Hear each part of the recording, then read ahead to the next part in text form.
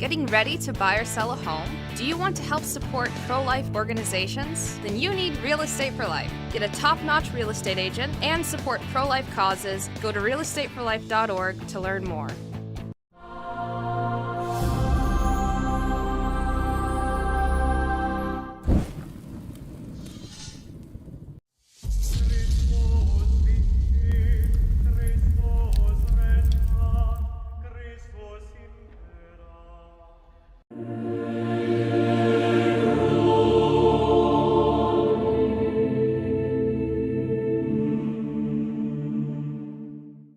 In the name of the Father, the Son, and the Holy Ghost, amen. Direct, O Lord, all our actions by thy holy inspirations, and carry them on by thy gracious assistance, so that every prayer and work of ours may begin from thee and by thee, be happily and through Christ our Lord. Amen. Mary, seat of wisdom. In the name of the Father, the Son, and the Holy Spirit. Amen. So we want to talk about in this conference the Blessed Sacrament, but also Mass, how to prepare for Mass, how to prepare for communion. And then both the lead up and then also the Thanksgiving afterwards. But before we do that, I want to talk a little bit about, because all the preparation and everything about it ultimately has to do with what the nature of this thing actually is. So when we say that the Eucharist is the body, blood, soul, and divinity of Christ, we're actually referring to a few things. One is, there's a few aspects to that, I should say. The first is, of course, it's the divinity. So in the Eucharist, as when the priest says the words consecration, once the consecration actually occurs, of course the Church uses the word transubstantiation. There's actually a change of substance. And the substance is what the thing actually is. So there's actually, it changes from the bread, the substance of bread or the substance of wine, into the body, blood, soul, and divinity of Christ. And so this means that even though it has the appearance of bread and wine, that is, it means the accidental qualities such as the color, the taste, etc., those things are still pertain to the bread, but that the substance has actually changed. What the thing actually is has changed. Now, this is something which is consistent, obviously, from the very beginning, from when Christ talks about it in John 6, but it's also even in the early church fathers. They talk about this in the same way. In fact, you get to about the end of the 7th century, and there's already Greek terms that make reference to the change. They're trying to grapple for specific words. It's not until the term transubstantiation is coined in about, I think it's like 1032 or something like that, 1048, somewhere around in there. That term is coined, and then I think it's Innocent II or third, one of those two guys, picks up the term and actually uses it officially. And so from that point on, the term transubstantiation is actually used, but it basically just means what the thing is actually changes. But despite the fact that the terminological changes became more precise, meant that the Church herself had seen this from the very beginning, and so the essential teaching and doctrine of the Church has not changed, obviously. It's just the terminological precision was improved over the course of centuries until you get to transubstantiation, and then from that point on, it always remains the same. After that, there's just a few discussions about, how do the accents of the bread remain, and how do they, are they miraculously sustained? And the answer is actually yes. But there's a variety of different things, just bits and facets of it. But after that, there's not that much theological development in relationship to it until heresy starts setting in with the modernists, and then they start grappling with certain other words, which of course falsify the actual church teaching. But that all being said, so if it's the body, blood, soul, and divinity of Christ, we have to stop and consider this, because this is actually, when we go to Mass, we're going to the place, and technically speaking, they used to say that once the Blessed Sacrament, once the consecration has occurred and the Blessed Sacrament is present, then because God is substantially present, all of those in heaven who are present to God's substance are also present because of the fact that now the substance of God is actually here. It's the whole of the divinity, too, is in the host, right? Is contained in the host. Now, historically, they used to say that, and St. Thomas says that in the host, the actual presence of God is coterminous with the limits of the actual host. So outside of it, he's not present, but in here he is. So in each of it, or in each aspect of it, the totality of God is present. This is why you can, and because it's the substance and it's not connected to the accidents, you can break the bread in half. There are the accidents of the bread in half, technically, and God is fully in both at that point.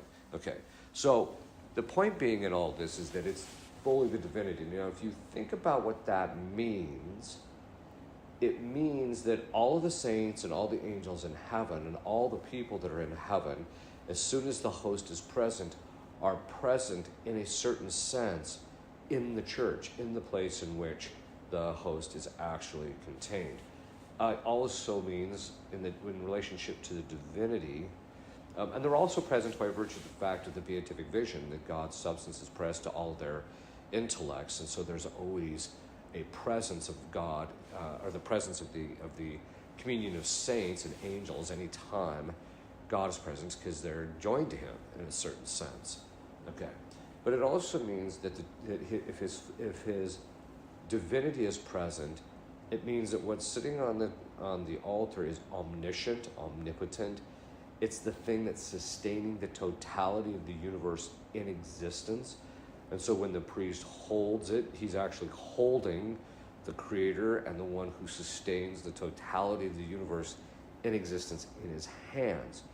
Now, why am I going into all this? Well, first, it basically boils down to this.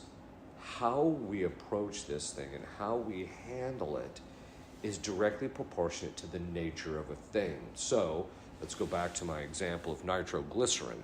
If you're handling nitroglycerin, you're going to handle it in a very specific way, because if you drop it or if it gets too violently moved or what have you, it can explode. And so you have to handle it with kit gloves. You have to handle it in a very specific way in order so that you don't end up dead, right? Now, some people say, oh, well, God isn't that way. He isn't. Really, if you look in the Old Testament, the guy that just, when the Ark of the Covenant, and we're not even talking about God, we're just talking about the Ark of the Covenant. When the Ark of the Covenant was starting to tip over, he put his hand up to steady the Ark of the Covenant, and God smited him and killed him for touching the Ark of the Covenant. That's how serious, when it comes to holy things, that our approach has to be to these things. And here, we're not talking about the Ark of the Covenant. We're actually talking about the covenant itself, because Christ, the Blessed Sacrament, is the law in a certain sense. He's the one who is the promulgator of the law. He begets the law, and he is the New Testament, etc. Okay, so, and he is that with whom we have the new covenant with. Okay. So the totality of God is present in this. So when you're thinking about Mass,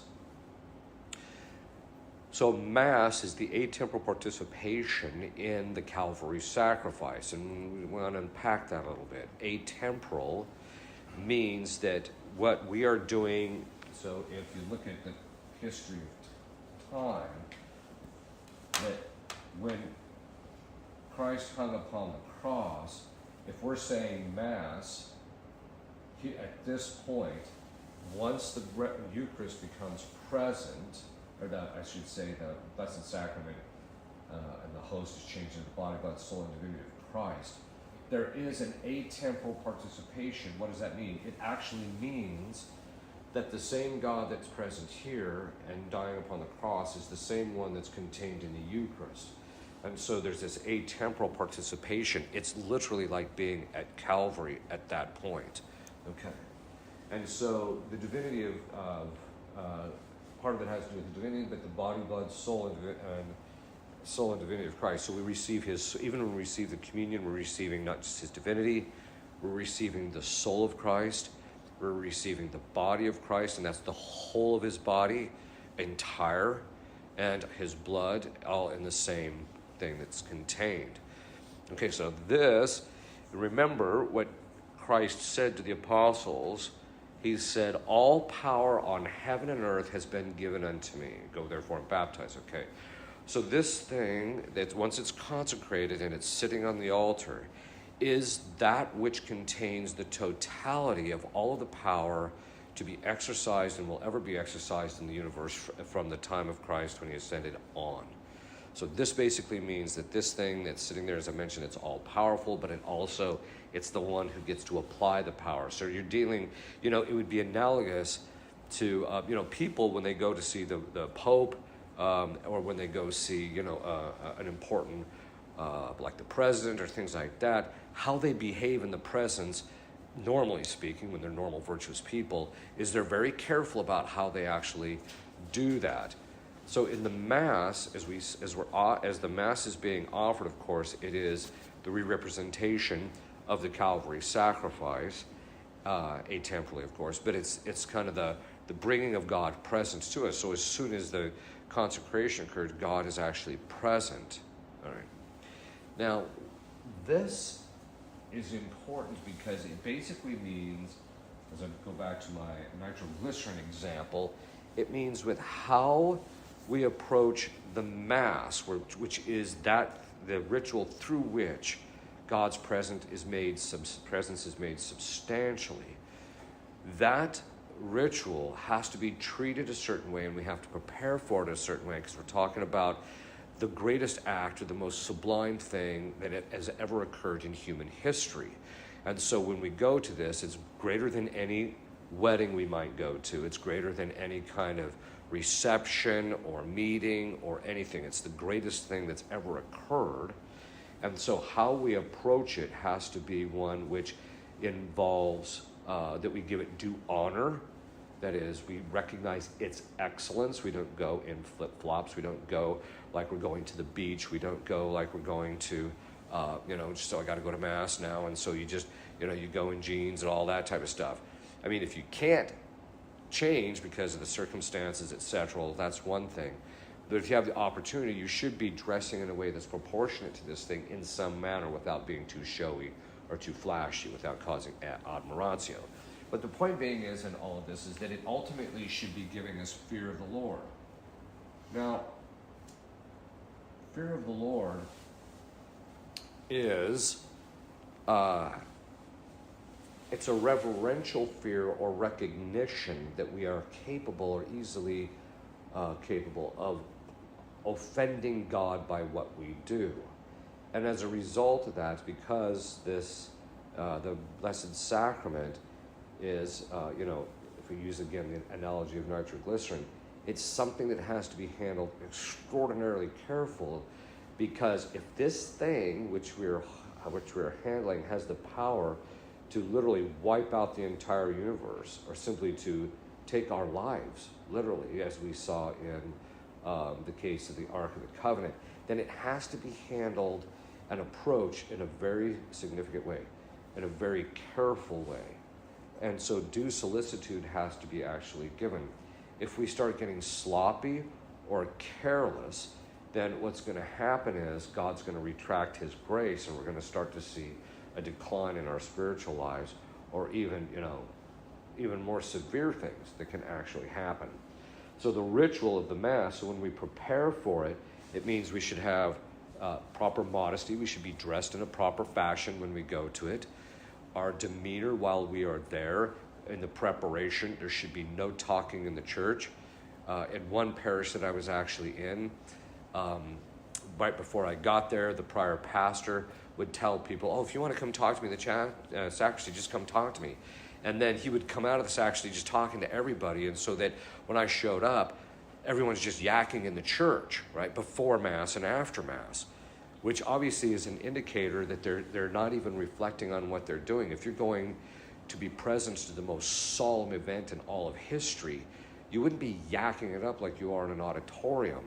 You'd be quiet, you'd be reflective, pensive about what's just about to happen, etc. So there should be, before you actually go, you should try and get there sufficiently soon enough, properly dressed, having a proper demeanor, get into the pew, of course, and then there should be a proper spiritual preparation for this. which is twofold. One is you got to bury the hatchet with all the other people before you show up, as we say. It says if you find you're at the altar and your brother has something against you, well, go talk to him and get that worked out first, right? So there has to be forgiveness. There has to be all those things have to occur before we even show up to this thing, so that when we go, there's nothing that's between us and God. And the second thing is we have to prepare ourselves internally by disposition, both emotionally, and that's going to become through our reflection, so that our emotions are subdued and subordinated to reason, but also that our intellect is properly focused, we're not distracted, etc. So there should be a proper preparation, either by a set of prayers, asking God to help you not be distracted. So there should be a proper preparation before you get there, not just rush in and then get to Mass and then rush out. There should be a proper preparation so that you can actually enter into the mysteries with greater focus. And that's in relationship to the Mass. Obviously, when it comes to the Blessed Sacrament, and so back up, if we're distracted, if we just run in and we're distracted this whole thing, basically what a distraction is, if you actually look at a distraction, the structure of a distraction, it is basically the pursuit of a lesser good over a greater good. You're actually pursuing something in your mind, you're thinking about something in your mind that is a more lowly basis than the actual thing that you should be preparing for in Mass, that is God, right? And it's analogous to if you had a very close relationship, like with your wife or your husband or your boyfriend or someone else, and you're in the presence of each other, you make the arrangements to actually be in the presence of each other, and then as soon as the person started talking, you started looking all over the place, the person would realize you're not even paying attention, you're not present to me, right? And so this is, and Christ himself said it, that their lips praise me, but their heart is far from me, right? So they're already somewhere else. But the distractions, this is why we have to work on the distractions and realize that God is actually slighted by our distractions, because we're allowing, if we give in to them voluntarily, that is because we're basically showing to him that these other things that we want are actually more important to us than he is, right? So there's already kind of a sliding. There has to be a proper and decorum in our behavior when we're sitting in the church. We shouldn't be rubbernecking and looking all over the place and everything like that, because that is also, going to be offensive to God. There should be a real seriousness, and there shouldn't be a laziness. There should be proper time. We have to get there in time enough to be properly prepared, and not just cut it right down to the last minute to get there in time, so that when the priest walks out, we're there.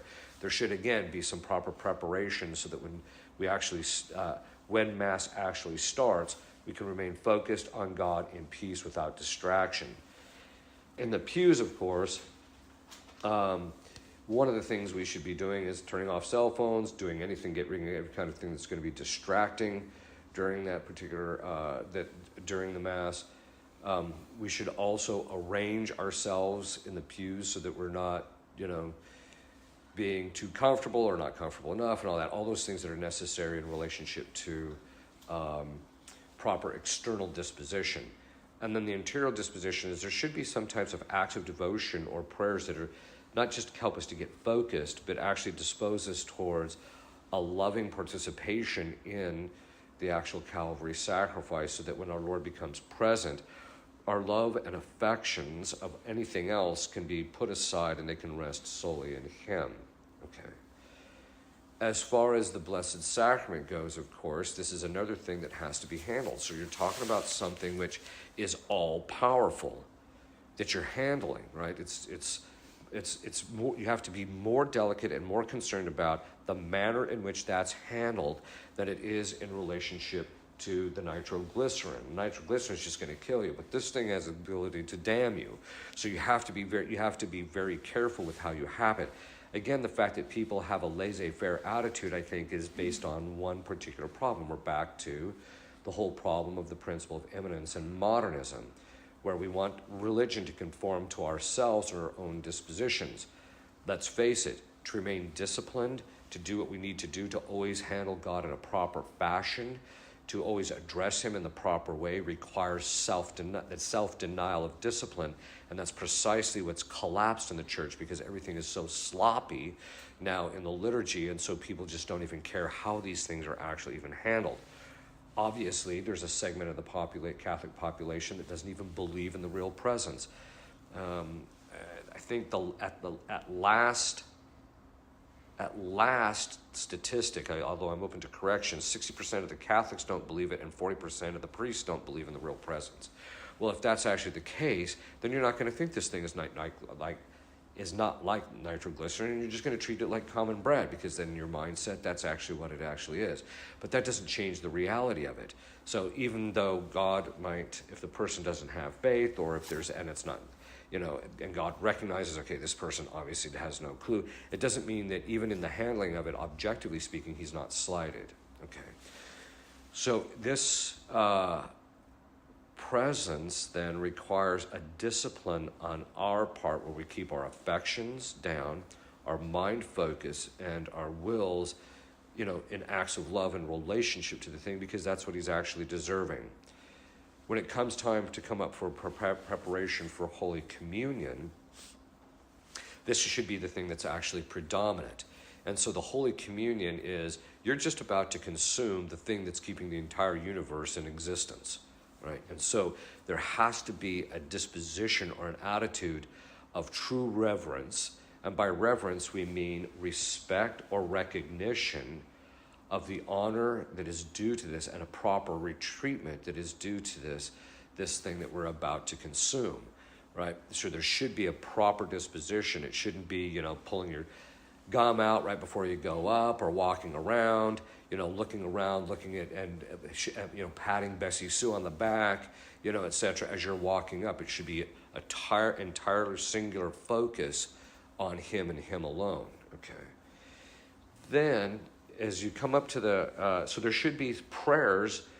The prayer, if you're following along with Mass, there is already some preparatory prayers that can actually begin that process. But as the priest receives communion, and before he starts distributing communion, there should be some interior, at least meditation, if not specific prayers that you can say mentally, to dispose yourself to the proper reception of Holy Communion. In other words, there should be the remote preparation, which is the Mass and being reverent during that, and then the proximate preparation, which is right before you receive Holy Communion. There should be a disposition that has to be properly fostered once you get to that point. Okay. If you look at what this actually is, then, if this is the body and blood, soul, and divinity of God, of Christ, then this basically means that if you're going to receive it, so if you're talking about something that is infinitely good, then what's due in proportionate to that is an infinite goodness, right? Now, the problem is that we can't provide that in a certain way.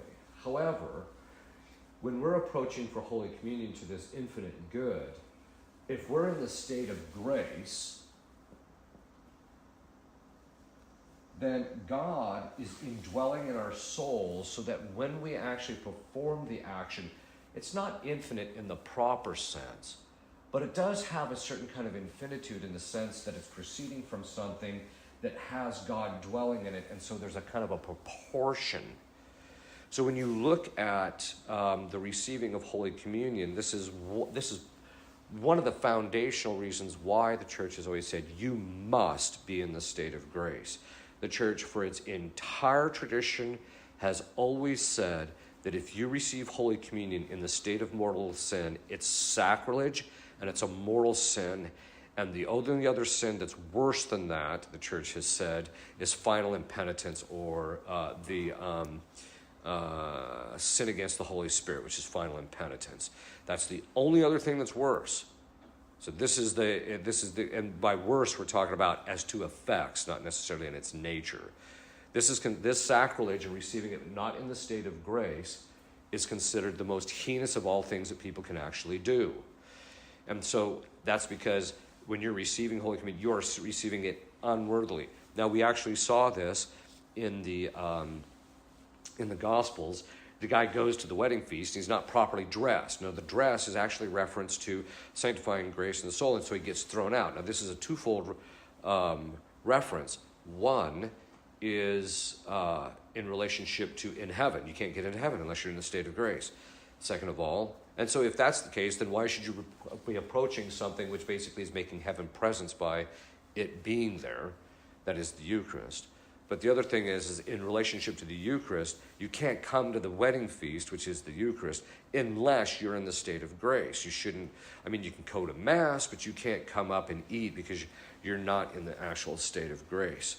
And you're spiritually dead at that point, and you wouldn't give food to something that's dead, right? And so this is something, although today people might do that. The point being is that there's a proportion in justice here that this is, and it's rooted in a kind of a decorum, and decorum is when the two sides of the equation fit each other, right? So if the something doesn't fit because of is indecorous because it doesn't actually fit. So, if you're in the presence of, a bishop and some guy is carrying on like a buffoon, well, the bishop is a serious individual as far as his power goes, and so how you behave in his presence should be proportionate to that. It should fit that particular thing. Well, it's the same thing here in relationship to receiving Holy Communion. Being in the state of grace makes you a fit receiver of that thing which is infinitely good. And so there is a proportion of a sense. It's not an absolute, but it's as good as that we're capable of having as creatures. And so you have to be in the state of grace. Again, the church has always said, if you're not in the state of grace, you don't go to communion. Now, you will hear some priests say, oh, well, if you're embarrassed, you can still go up. That is not what the tradition has said. The tradition has said that the only time that you can receive communion in the state of mortal sin is if grave scandal would result in your not receiving Holy Communion. Outside that context, they said you are forbidden to receive Holy Communion. And this is something that's very key. Everybody just traipses up and gets Holy Communion like it's nothing, right? And then people, oh, by the way, one of the things that you're seeing today is that people are engaging in things that are mortally sinful, and their attitude is, well, I don't think it's morally sinful, so I can go to communion. Now, that's not how this works, right? Your obligation is to conform yourself to the objective teachings what the church proposes, and if you're not conforming to that, you shouldn't be really receiving Holy Communion either, right? Until you get this cleaned up or straightened out, okay? So all that being said, you have to be in the state of grace. If you're not in the state of grace, it's mortally sinful to receive Holy Communion, and each time you do it, you have to confess that. This is something that most people don't confess, even though they're often receiving communion in the state of mortal sin. They're not confessing it. Okay. The other part of it is that there is a secondary kind of proportion, and that is because you're dealing with an object, that is God, who's infinitely good, and the reception of Holy Communion. It means that the state of your soul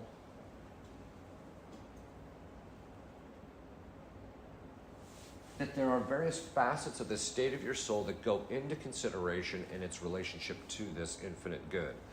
The state of your soul includes the state of grace, first and foremost. You have to be in the state of grace. But then also part of the state of your soul is all of the virtues and lack of virtues that you might have in your soul. So that if you're going to receive something that's infinitely good, it would mean that your soul, you should be at least striving for the eradication of every single imperfection before you approach it, the Holy Communion, so that your soul is the most optimally prepared for its reception in the most suitable fashion. And we know this to actually be the case because the more virtuous we are, the more devout we're going to be, the more we're going to have the proper dispositions, the more modest we're going to be when we go up. All those virtues are going to put in place so that when we receive it, the lower faculties and all the faculties are in a proper place as they're contemplating receiving the Holy Eucharist. Now, the church has said you don't have to have perfect virtue, obviously, to receive Holy Communion, because if you did, nobody would. But you do have to at least be in the state of grace, and you should be but you should be working on the dispositions prior to even coming to Mass. You should be trying to eradicate these things before you even receive Holy Communion. When you come up to Holy Communion, then that means there should be decorum and proper virtue manifested in the proper coming up to receive Holy Communion. Now, part of fear of the Lord is a desire not to offend them. Now, here is something that we have to put into perspective. The church, in its wisdom, historically, got to the point where reception of communion, this is before the Second Vatican Council, was received kneeling and on the tongue. And there's two components to this. The first is, people always say, well, the tongue is, some of you might have heard me this weekend, the tongue is, they say, well, the tongue is not any more of a suitable organ to receive the Eucharist than the hands are, right? Well, the problem is that if you get baptized in the new rite, that's actually true, because there's actually nothing that's really done in the old rite. There's actually exercised salt that's placed on the tongue of the individual, and a prayer is said. It's basically a form of exorcism to exercise the tongue to make it a fit organ of reception. This is what. So in other words, and it even says in that prayer, may this salt be a foretaste of the heavenly food. So there's a preparation for the tongue to receive the Holy Communion, not the hands. The priest's hands are consecrated, that's why he can properly touch them. Okay. And so historically the church prepared the person by exercising their tongue and then had them kneel. Now, why do you actually kneel with your hands folded? And there is originally in the early church, they actually did receive communion in the hand, but once the church got to a certain point, they stopped that practice entirely and went to this other one because it's more suitable, it's more reverent, and there's less sacrilege. There's a whole series of reasons as to why the church actually did that. And so and you'll hear theologians say, oh, well, we're adults, so we should stand. Oh, shut up, is what I want to tell them.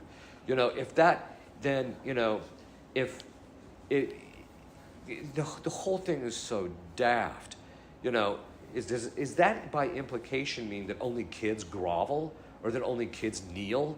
I mean, that's just stupid. That doesn't even make any sense. The reason you kneel, the position of kneeling is a position of servitude. That's why you kneel in relationship to somebody. It's actually, ironically, why the guy kneels to the woman before he proposes. It's a sign of, I will serve you in marriage. I'm willing to serve you in marriage. That's what it's actually referenced for. But the reason that you actually kneel is to take a lower position than the person above, to recognize their higher state than yours. So it's a matter of decorum, and it's also a matter of, it's part of the virtue, again, of modesty that St. Thomas talks about, which is equality to a stable authority is part of this. It's a virtue, it's a sub-virtue to modesty. And basically what that means is that my actions are proportionate to this thing, this person that's above me, and so there should be an automatic lowering. People say, oh, well, we're God's friends. Yes, we are, but we're still his servants, right? And he owns us. We are his property. And it also means that by taking that position of servitude, he's more likely to grant us what we're asking. And that's because of the fact that God loves humility and the fact that we humble ourselves in relationship to him makes us more pleasing in his sight, and what we're doing more pleasing to him in his sight. We are his slaves. This is also another reason why, our hands should not be held out. Our hands shouldn't be extended like the Our Father thing. They should, it should be actually folded, which is the sign, again, of servitude. You actually see this even in the rite of ordination. During the rite of ordination, after the priest folds his hands in a form of servitude, places them in the hands of the bishop, who's on the outside, which is a sign of holding the person's servitude in place. And it's at that point that he promises obedience, which is what? Submitting our wills to his. And so this is, And this is one of the reasons why you fold it, because it's actually a sign of servitude and a willing to submit to the will of God in relationship to this. The fact that people today want their hands all extended, hands open up, they want to do this, they want to do that with their hands, is an indicator that we've lost any semblance of humility. We've lost any sense of our servitude to God. We've lost any sense of who and what we actually are in relationship to. We've lost decorum. So we should actually take a position of inferiority in relationship to him. You're literally, and when the priest holds the Blessed Sacrament up to give you Holy Communion, you're literally standing in the presence, or you should be kneeling in the presence of something that is infinitely above you. Therefore, standing is not an appropriate position. It should be kneeling is the appropriate position, because it recognizes we are below him, not equal to him, not above him. We are below him. And then, so our knees, and we even see this, Christ even says, both, before Christ, every knee shall bow. We read that in Scripture. And so there should be a recognition that we are below him. That should also be reflected in our own interior state, that we are below him, and that what he's about to bequeath to us, which is himself, is a pure gift. We are not, even though we might be in the state of grace, he has no obligation to give this thing to us. He has no obligation to bequeath this to us. The very fact that he does it is astounding, right? It's just a sign of his pure generosity to us. And so we kneel down, and then our hands should be folded. And part of the communion rail, we'll go into a little bit of that. The communion rail, people, they got rid of the communion rail. Well, the communion rail, in every sacrifice, there's three elements. There's the offertory, and that's what the people offer up the Mass in union with the actions of the priest. There's the slaying of the victim. That's the actual consecration. In relationship to the people in the pew, they should be willing to die to themselves before they go to the communion rail. And then the last is the consuming of the victim. And so the priest consumes it to complete the ritualistic side of the Mass, and he does that at the altar. Then there is the secondary altar, which is the communion rail. That is the altar of the laity. They go up, and then they receive and kneel at the altar.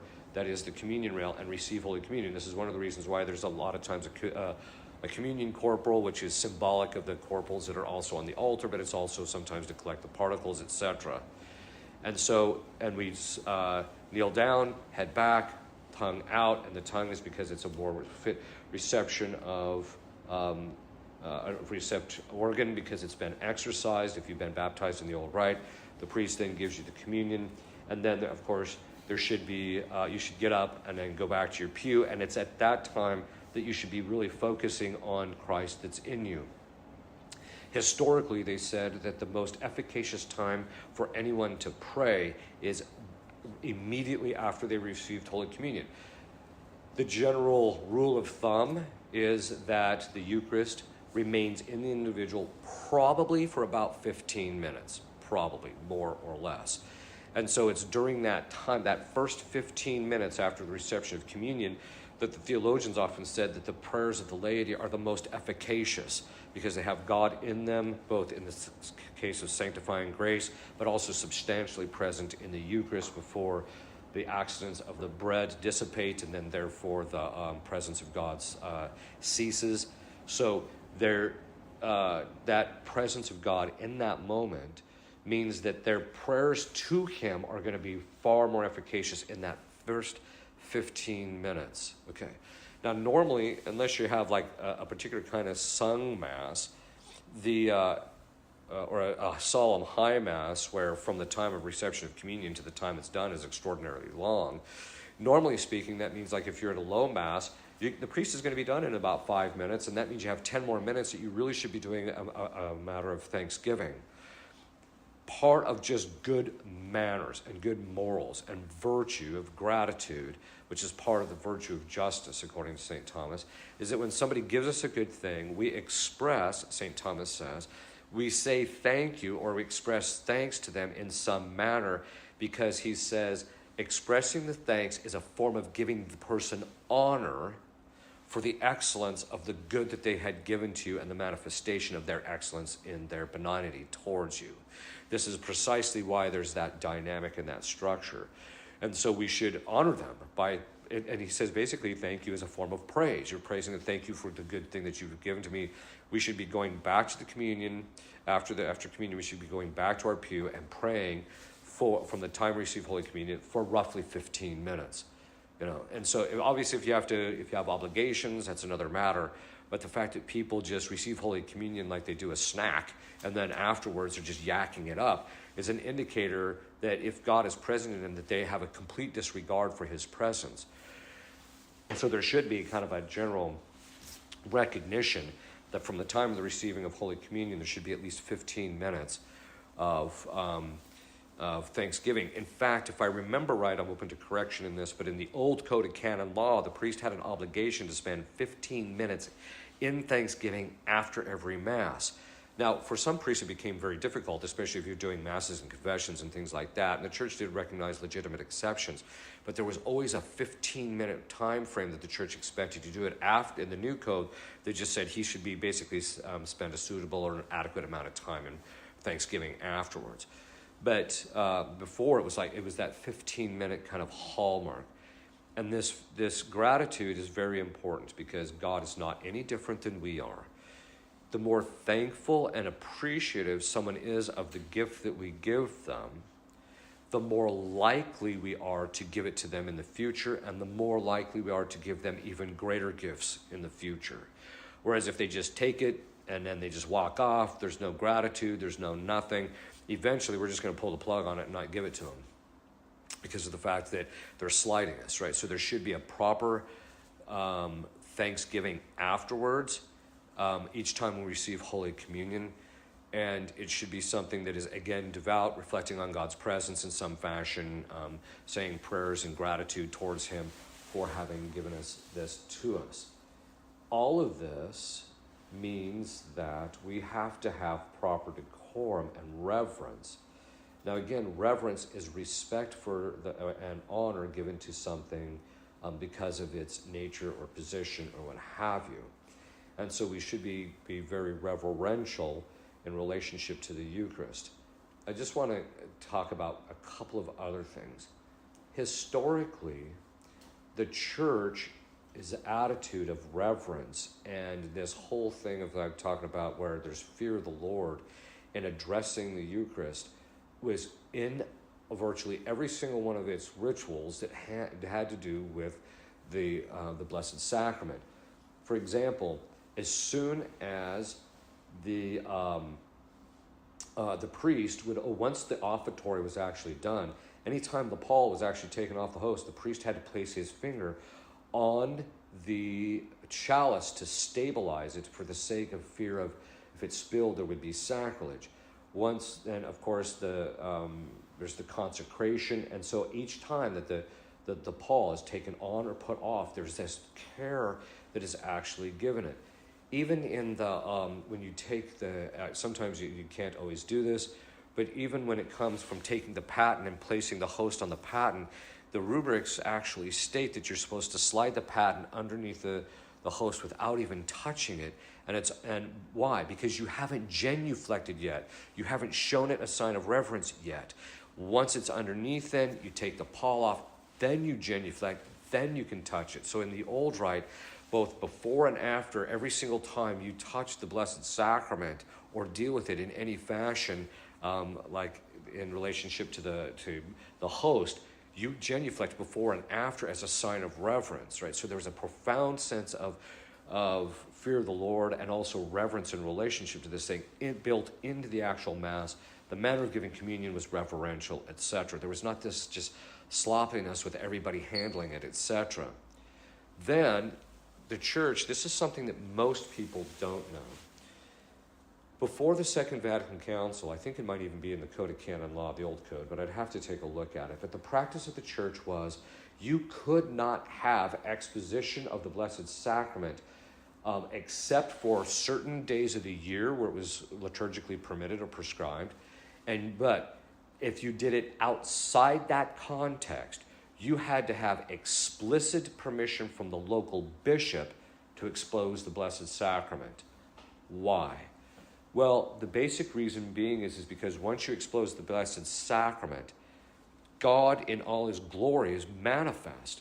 And so our approach to that should be one of profound humiliation, profound reverence and deference. It should be there should be a profundity to it. And this is one of the reasons why in the old rite, once the Blessed Sacrament was exposed, you could do prayers to the Blessed Sacrament. There were certain things that you could actually do. You could meditate, obviously, once it was exposed.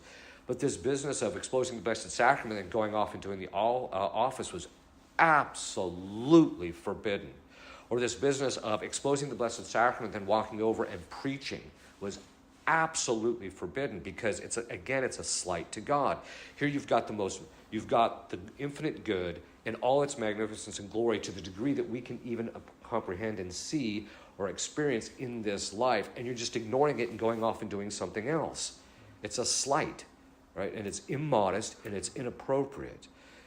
Also, this is one of the reasons why the church always said that whenever the Blessed Sacrament was exposed, there had to be at least 2 people present. One is to protect the thing, which is one of the primary reasons.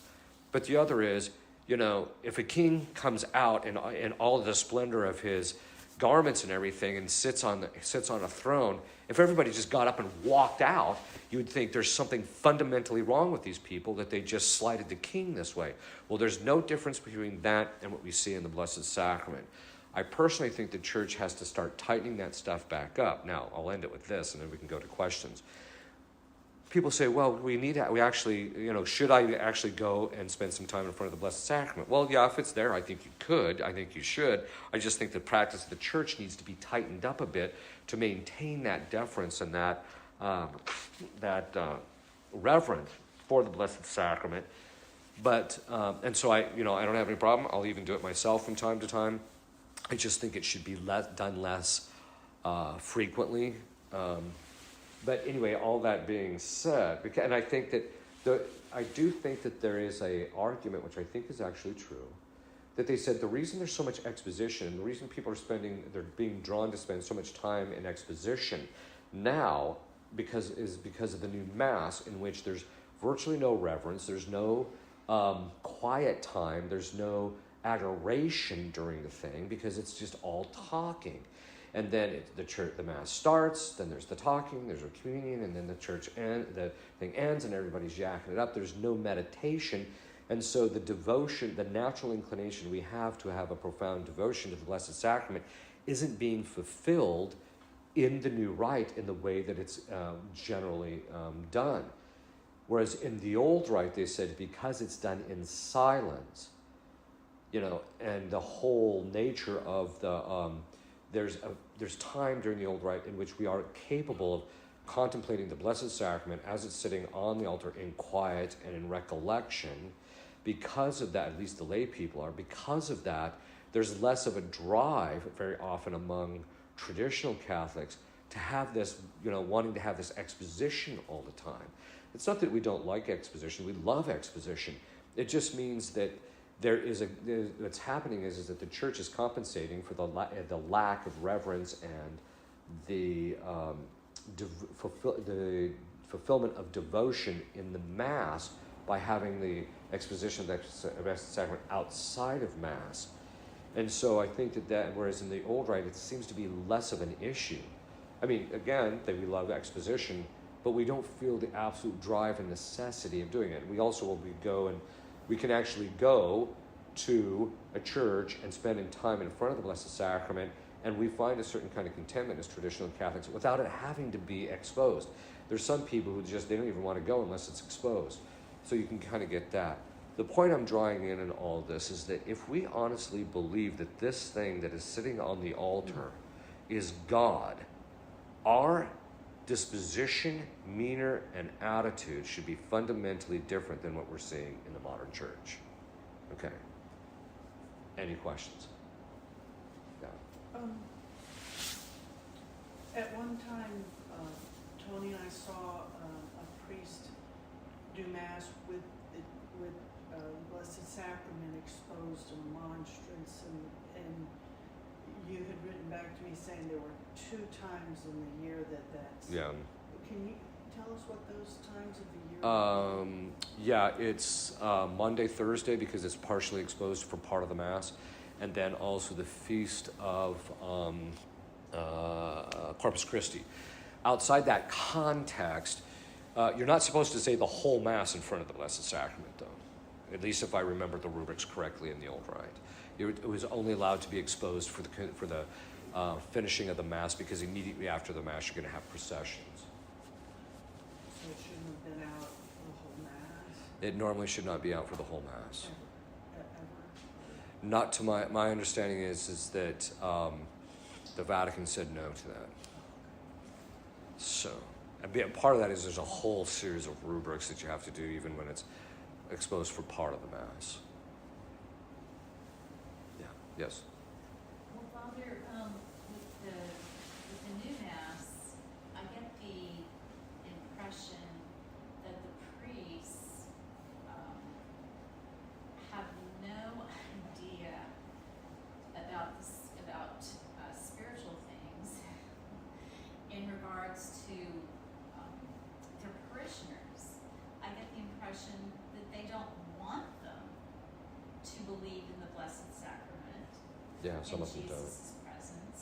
They Right. don't want them to spend any time with them, because the first thing they do after they've distributed Holy Communion is get somebody up to the pulpit and start gabbing about something else. Yes, that's about right. all these announcements and these other things. Yeah. So you can't even you have no time to spend with Christ unless you're the first one Yeah. up to communion. Why do you think that is? And then they complain about no one believing. Well, they have precipitated that themselves Yeah, they by have. their actions. They have, yeah. They have taken him away from them. They've caused disruption within their parishioners' souls. I just, Yeah. Well, I'm just virtually every- flabbergasted. Yeah. Well, virtually everything that they've actually done in the New Rite has kind of begot that particular problem, right? Where people just don't have any reverence or care for it. So let me, there's a couple of things that kind of come to mind as you're talking about. One of the things that they actually do is in some parishes, after everybody's received communion, nobody's allowed to kneel yet until everybody else receives communion. Right? And then what they try and do is they try and impose this artificial quiet time. It's artificial. It's not built into the nature of the rite, where, well, after the communion, you should sit and meditate on for a while. Well, why? You should have been meditating on it the whole time. Right? And also the lay people wouldn't have to be worrying about being able to meditate after they received Holy Communion if what the priest was actually, if everything wasn't, as soon as the communion's done, everybody's yakking again. Whereas in the old rite, there's the whole preparation, there's the post-communion, there's the communion and the post-communion. So there's kind of this lead up back to where we go from the meditation to reception of communion, another meditation, back to the normal vocal prayer. So there's kind of a fluidity to the whole thing. But I also think that ultimately it goes back to the fact that the priests themselves don't believe it. I mean, the 40%, and even if they do believe it, they don't even know how to handle this thing. If you'll even hear them say, well, it's a little bit over the top what they used to do in the old rite. Really? Let's go back to let's just say for the sake of argument, we find a bomb, something that has the ability to kill all of us, is sitting in the middle of this room. Are you going to allow just whoever thinks that it's good for them to be dismantling this bomb, dismantling the bomb? You'd be saying, no. You're going to find out who knows the most about this bomb or who's the most suited to disassemble this bomb before you ever allow the person to even approach the thing. And then when he approaches it, he's going to be dressed properly, and he's going to be he's going to be in certain kinds of things to minimize the blast and doing all this. And yet, for some reason or another, when it comes to God, we're so prone as human beings to easily offend him, so prone to it. And again, you get these people, well, God understands. Yeah, he understands we easily offend him. That's what he understands. And so it should be done in such a manner that obviously only the priests whose hands are consecrated, that the church has to restrict and regulate this thing very heavily, because otherwise, as you've heard me say, if you leave the liturgy to the discretion of the priests are stupid, and you're going to end up with stupid liturgy. And that's exactly what we're seeing. It has to be regulated by the church. But this also means that It's the very ritual itself has led people in the new rite to be careless in relationship to it.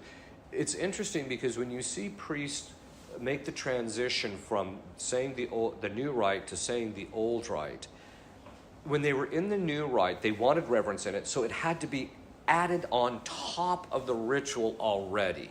It wasn't something that just naturally flowed from the ritual. If you just did what the ritual said, the reverence would automatically be built in. They had to impose it from the outside. And a lot of times that also comes in the form in which how they say the prayers. They say them very slow and very deliberately, and then they're doing, and it's all to impose this artificial reverence on top of something that just doesn't have it as much by nature. Then when you get to when they come and start saying the old rite, they bring those habits with them. So it literally from the time of St. Alphonsus of Liguori all the way through Pius XII, they said maniple to maniple 30 minutes. And basically what that means is if your Latin is decent and you can focus and you're doing it properly, you can, once it becomes habit, you can say the Mass and be completely focused on God and the things that are occurring in the liturgy without having to impose all this stuff on it. And so their Masses sometimes take an hour to an hour and a half when they're first starting because they're trying to impose this artificiality on it. And it's not until they begin to realize, no, the Mass itself contains it. You don't need to add it, right? And so this is that. Okay, why am I going into all this? It basically means that in the new rite, because the Mass is so is such that the reverence has to be artificially imposed on top of it, most priests aren't just going to do that. And they don't have the gas, and most of them aren't reverent by nature anyway, and so they're just not going to do it. And so it leads to this carelessness. Then, of course, they're allowing lay people to give out Holy Communion. They're allowing everybody to receive it on the hand. They're allowing, and you just go down the litany and they allow the precious body and blood of Christ to be taken from the altar, which historically would have been just, other than to give out for communion, would have been considered absolutely forbidden, in order to do the purification off on the side. None of that would have ever been tolerated in the past, because every time you do that, what are you doing? You're basically telling God that the deacon can take it off to a side credence table and do the purification. You're basically telling God that you're not worth our time. We're going to take you off and put you on a side table and let some other guy clean you up while we go back to our yakking. That's essentially what you're saying in that. People just don't seem to get that their actions have intrinsic meanings, and this is what we're telling God every time we do it. It doesn't matter what you think you're telling him. Objectively, this is what actually happens. If I actually think that I'm helping you by brushing that fly off of your face, and I belt the living daylights out of you, and I think to myself, well, I did you a favor by getting that fly off your face, it's still belting, objectively. And this is what we have to realize, is that the liturgy has objective content. And so the point I'm trying to get into this, and I didn't mean to get into kind of a rant, is the fact that the lack of belief is due to the behavior of the priest, the ritual not by its nature fostering and being very careful in how it handles the sacred species, and just the general laissez-faire attitude we have towards the Eucharist. And so this is just bound to happen. So one other question. Why did they remove the Blessed Sacrament from behind the altar? Was it because when they started to face the people, the priest was practically mooning Christ behind them? Well, I mean, I don't yeah. So the answer is actually yes. When you listen to them, they say, well, it's not appropriate that the priest has his back towards the Blessed Sacrament. Okay, did you hear what you just said? You're saying Mass with your back to God. You're not even thinking about what you just said. And this is the thing that gets me about these people. It's like I mentioned the other day. In fact, this one cardinal says, well, even if the priest says Mass facing the people, he still should be interiorly saying Mass facing God. Well, you've just split the priest down the middle. Here we live at a time. You used to hear these modernist theologians say, all the time. Oh, the church before the council was Gnostic because it would split people up, they acted like we were angels and this and that and this and that. And then this is angelology, where what I'm doing interiorly has nothing to do with what my body is doing. That's just nutty, right? And so the point I'm drawing out in this is that to get to it, so that's actually why that's one of the reasons they wanted to remove the Blessed Sacrament. It's probably the principal reason. But the other reason is they just wanted to dethrone him. The modernists have a visceral hatred for what is sacred. And so they want to get rid of it. And so they wanted to move it off to the side or out.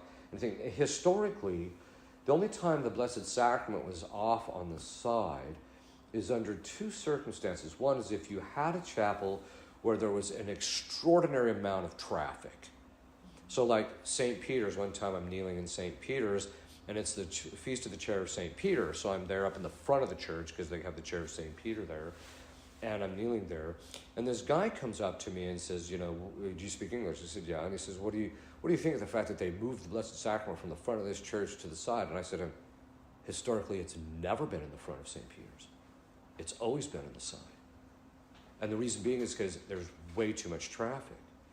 The only other second time, which also St. Peter's meets this requirements, is that it was done in a cathedral church because it was done in a cathedral church. The chair of the bishop, who had the fullness of priesthood, would very often sit in the center of because he's the perfect representation of Christ, except for the Eucharist, of course. And the Eucharist was very often in cathedral churches in those situations, again, oftentimes because there was so much traffic. And they just didn't want sacrilege and disrespect to actually end up occurring. Then what happened is, over the course of time, you started seeing it in this country. You saw it in Europe too. But you started seeing that even in the cathedrals, they started putting in these massive high altars and having the Blessed Sacrament in the center, and then the bishop would actually be sitting to the right of Christ. So if you're actually looking at the Blessed Sacrament, the bishop was over on the right-hand side. And I think that's a legitimate liturgical development. In fact, I actually prefer that to the other one, even though I recognize that the other one actually has a historical precedence.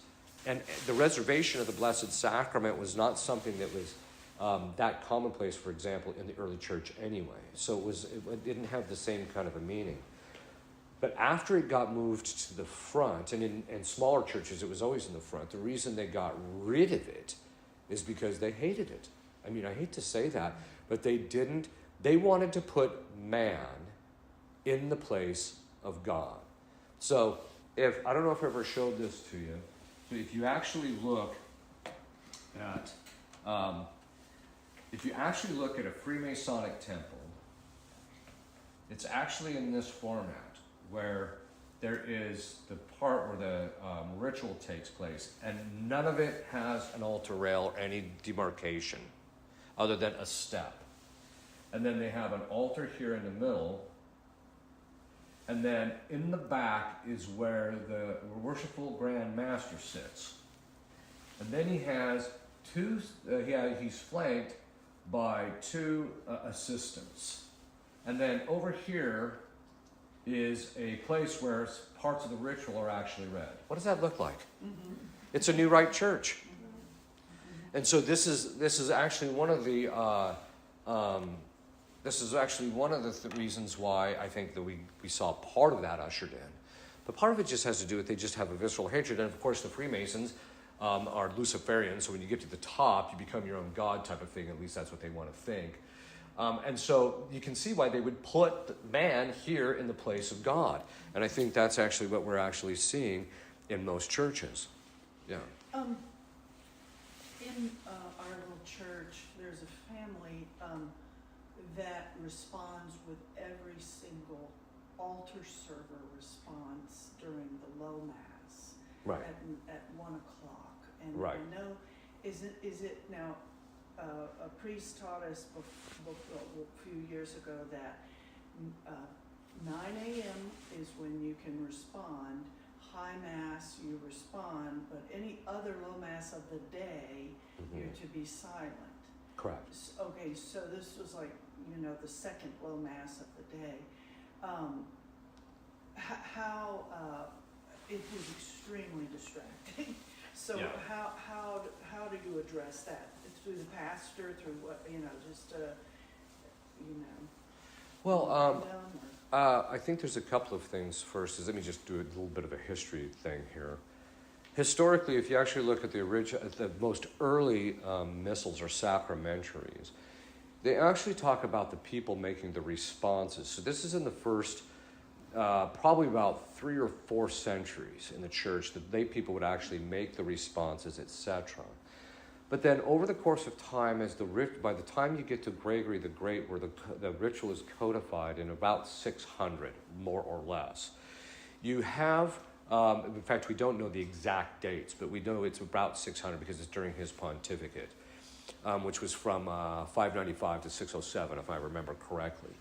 By the time you get to that, there's been a series of developments in the liturgy where there's a layering that starts to happen within the liturgy. So basically what you have is, you have, and it's actually based on a cathedral church, really, if you look at it. So you have the lay people, which is the lowest level in which the prayer was actually occurring. And then you had the communion rail, and then you had the choir, which was singing. That's yet another level. So if you look at a high mass, the lay people are praying one thing, and then the choir, the choir here is actually referring to a clerical choir, although they're not all that way now, which is actually one of the reasons, because they weren't all clerical choirs, they actually moved it to the back of the church, up above the lay people, to still try and maintain that semblance of hierarchy. So, and this is basically what's happening. You have this hierarchy, so here's the line of demarcation, then you have the choir here, then you have the servers, then you have the deacon, the subdeacon, and up to the priest. So there's this layering of a hierarchy all the way up to the top, right? And so the communion rail played a very important point because it was the dividing line between the sacred and the profane, right? And so, and that it didn't mean that the lay people were evil or anything like that. It just meant that there was a recognition that this was the place of the sacred action, and that it was done in a hierarchy, because God likes things in a hierarchy. So by the time you get to Gregory the Great, and you have pontifical masses, and then you have solemn high and sung masses, you have this gradation.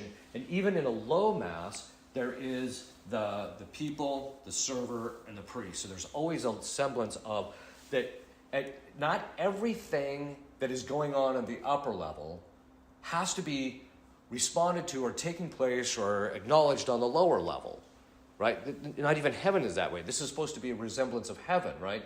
And the things that are going on the lower level aren't necessarily what's going on in the upper level. And so there's a recognition that there's things that are just going on with the priest that is simply not in relationship to the, that's not going on.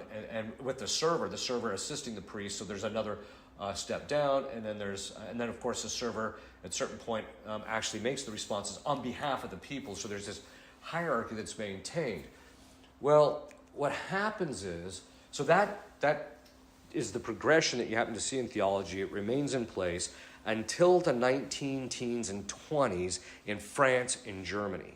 At that point, the modernists, once they stopped purging the seminaries and universities of the modernists realized you could basically go into liturgy or make liturgical statements and things about the liturgy that are essentially contrary to what the church has always done and the development and all of that, but they're not technically speaking against theology. And so you could start pushing for things that were basically non-Catholic or contrary to the Catholic faith or deleterious to the Catholic liturgy and all of that by going into liturgy and making these statements.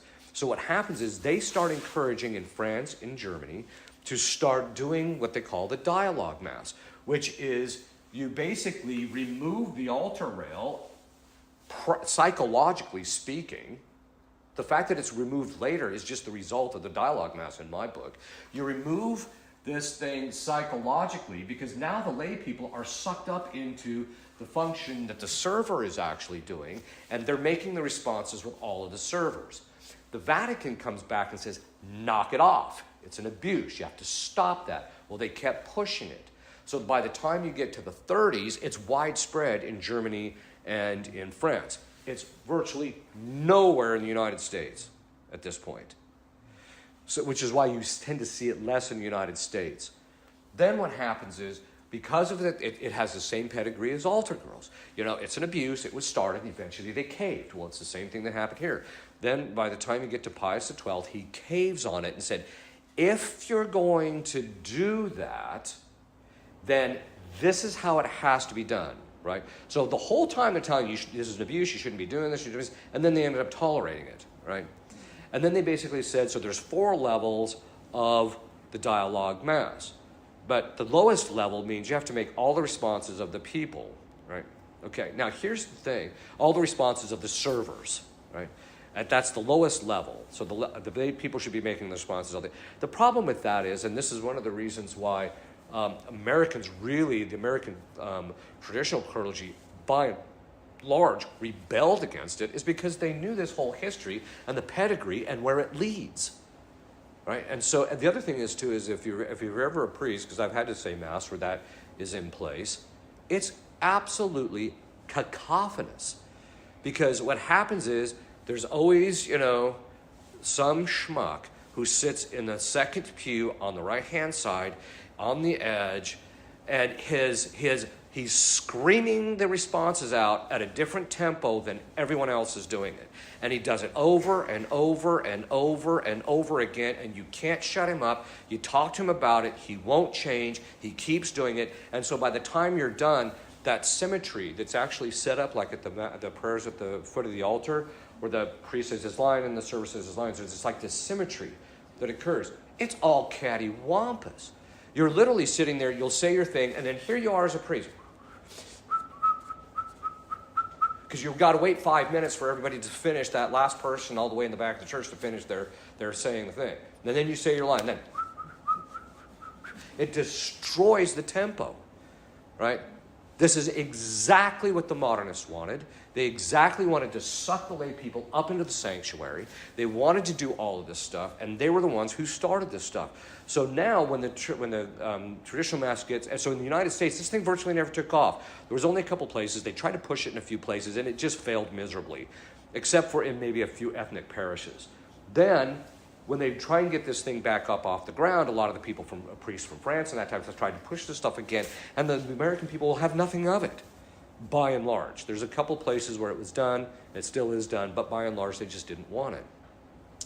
The point I'm going into all of this is that it was, and so basically it's the priest's job who's to tell people, first of all, in every place I've ever gone, I killed it. Because what I'll do is I'll get up on the pulpit and say, this is the pedigree of this thing. And as soon as people realize it's the very thing that begot the new Mass, they all don't want anything of it, right?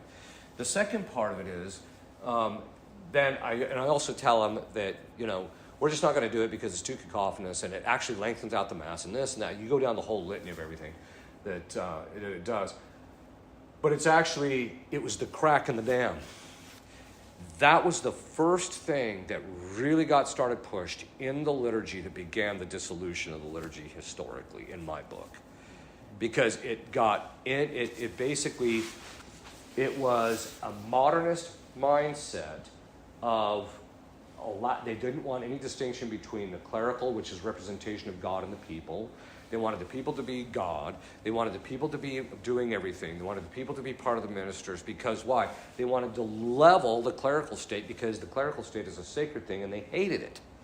So they wanted rid of all of that stuff. And so this was the beginning where, personally, if I was Pius XII, I would say the next bishop that does not within the week shut that down, he loses his office. I'm yanking him. I'm deposing him.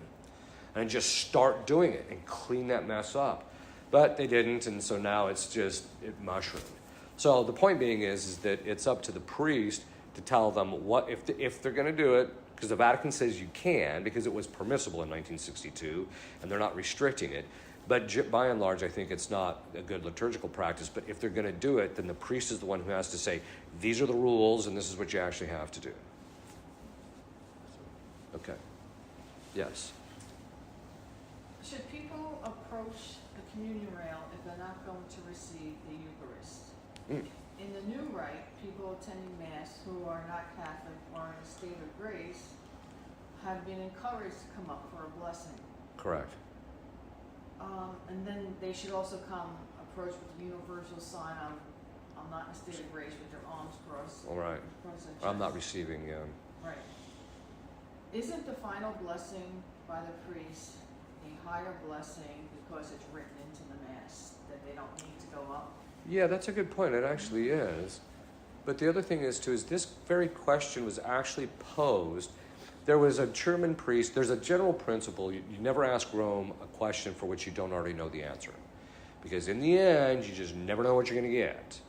Now, there was a phase there before the axing of the... there was a phase there, though, before the axing of the Pontifical Commission Ecclesia Dei, where the answers coming out of Rome were very solid, very well thought out, very rooted in the tradition. And I'm like, well, this is pretty good. But that all being said.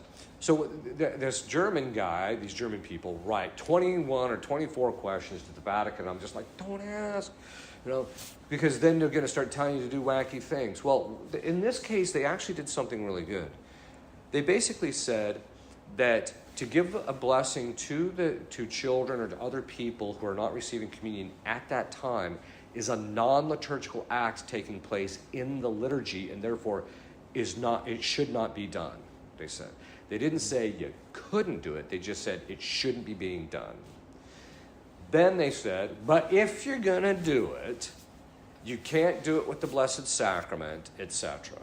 And so the practice just was never really addressed. When I grew up, you didn't go to communion. You didn't go to the communion rail until you had received communion. And so really, people shouldn't be coming up to the communion rail to receive a blessing. If they want a blessing outside of Mass or something like that, fine, come up. We'll be happy to give them to you. But they shouldn't be coming up at that time if they're not receiving communion, because the communion rail is for those, as I just got done saying in the conference, the communion rail is the altar of the sacrifice that the lay people are offering, where they complete their sacrifice. Well, they're not completing the sacrifice, so they shouldn't be there. Yes? I have witnessed certain, like one parishioner, sometimes two, that receive the precious blood at the end of communion because of their celiac disease or whatever. Yeah. I'm assuming that's appropriate. This is in the traditional rite. Okay. So historically, if you couldn't tolerate gluten or couldn't tolerate it, the church's attitude was, it's not the will of God that you receive the sacraments. That sacrament. The other thing is, historically, people didn't receive communion every single time they went to Mass anyway. I mean, most people, if they received communion 3 or 4 times a year, that was pretty extraordinary. The fact that certain saints or nuns received it every day was by exception, right? Now, I'm not suggesting that people shouldn't receive communion if they're not properly disposed in the state of grace and all that. But what my concern is, and this is something which I mentioned quietly to some priests, and I'll just say it publicly now, and that is, it's like a menu. People come up to the communion rail and they want, well, I need a low gluten host. I need a no gluten host. I need precious blood. I need this. I need that. By the time you're done giving out communion, instead of doing the normal communion and going up and giving up, you've got 15 different forms of communion practically that you're giving out. It's not traditional in any sense of the term. Let me just put it that way. Now, I do want to be able to accommodate people to the degree that we can, but it's just simply not traditional. The other thing is, too, is the only reason they're getting away with giving people the precious blood during Mass is because it's during Mass. It wasn't until Pius X that communion wasn't even given during Mass. The priest received communion, you go straight to the communion, the post-communion, or you do the ablutions, and then you go to the communion, the post-communion. He would finish Mass, he would go into the sacristy, he would divest, put on a surplice, put on a stole, come out, whoever remained, then he would do the communion service. That's what was done for 1,500 years. And then what happens is Pius X, I think his motivations were good, but in the end it turned out bad. His idea was, we need to get more people going to communion. I agree. the solution is not to put it inside a Mass, because now you have this thing where everybody just thinks it doesn't matter who, if you go to Mass, you get to receive communion. And it also creates the problem of, historically, if it was outside of Mass, if some guy had eaten something or some guy was in a state of mortal sin or whatever, he could just peel out and nobody thought a thing of it because 70% of the people weren't even receiving communion anyway. They didn't even think of it. But now if you're the only guy not receiving Holy Communion, everyone's looking at you, or so they think. Right? And my attitude is, well, you're not that important. Not everybody's looking at you. I'm not looking at you. All right. But the point being is that I think, and I'm not sure what the solution is. Like I said, I think we should accommodate people to the degree that we can, but I think it should remain within the context of the tradition and not be just, let me put it this way. Giving the precious blood in the old rite prior to our current situation, that is, prior to the Second Vatican Council, would have been considered absolutely scandalous and sacrilegious, because it was the danger of sacrilege was so profound, they would say, absolutely not. And now we're doing it all the time. Because of walking down the steps and all, he's so safe on the altar. The precious blood was never taken from the altar for that very reason. And now it's going on a pretty regular basis. So Yes. Father, with that, I have seen it spilled more than one time when they've done that. The other question I have is, I'm seeing all kinds of different things when that happens, or you notice it. Sometimes the priest will hold the vessel and it will just touch the person's lips and they'll force them, and other times they just hand it over to the person receiving. Isn't that a sacrilege for them to be holding the vessel? It is. Basically what this is it's a new rite practice. It's the mixing of rites. They're adopting a new rite practice into the new old rite. Yes. So anyway, to answer your question, they do it different ways, but they shouldn't be doing it at all, in my book. Okay. Yeah. In the new rite, there are many times when there are more than one priest offering or co-celebrating the Mass. Why are they all saying the words of consecration when there's only one priest holding the host? Isn't that an actual abuse when they are all saying the words? St. Thomas actually addresses the particular question. He says, no, actually they're all acting through the priesthood of Jesus Christ, to which they all participate. So historically, that's how it was always done, even in the old rite. So up until, I think it was like 1124 or something, don't quote that date, it's not accurate, but it's about that time that the French, before then, from the time of Gregory till then, what would happen is that during the Mass of ordination, the priests would actually say the whole canon with the bishop, except for the words of consecration, if I'm not mistaken. In certain Eastern rites, they do the same thing. And the idea being is that it's only the high priest that's going to complete the sacrifice. But then the French started doing the concelebration thing. And then now it's actually part of the old rite ordination. So you actually say the words of consecration with the bishop. That's why it's at the rite of ordination is the only time when the Mass is said out loud, the canon is said out loud. Okay, so historically that's the way it's always been. There's other difficulties with concelebration, which I don't really want to get into because it's one of those tinder boxes, right? I mean, there's some serious theological issues, but there's also a series of justice, which I'd be happy to talk with you privately. In fact, we can do it maybe at dinner. But the point being is that there were other theological issues that the church is not addressing where the abuses are taking place. And that's the problem that I'm seeing. Yes. I did have a question. It's a little bit, maybe slightly off topic, but about, there were rubrics for the people, in a sense, like the customs that were in place for people to do, the laity, and I guess now that you have a lot of, new rite people. Right. It's the traditional Mass, and they're not, they're Our Father when we usually kneel. Is that Oh, what I you see. do in that case? Should we be kneeling or? Okay, so historically, as I mentioned, in the early church, the people would make responses, and so there were certain rubrics that governed the people. But then once that all changed, and the Mass, and then you had this structure where what's taking place up here is not necessarily what's going on, that is, in the sanctuary is not what's going on in the rest of the church. The church ceased regulating what the lay people did. This is why, you know, you'd be in some church, and, you know, some Italian church, and some woman's over there lighting her votive candles, someone's doing the Stations of the Cross, you know, other people do all sorts of stuff during Mass, right? Now, that's obviously an abuse, and I get that the church doesn't want that happening. But the church didn't regulate that. Now, there were certain customs that arose in different locations.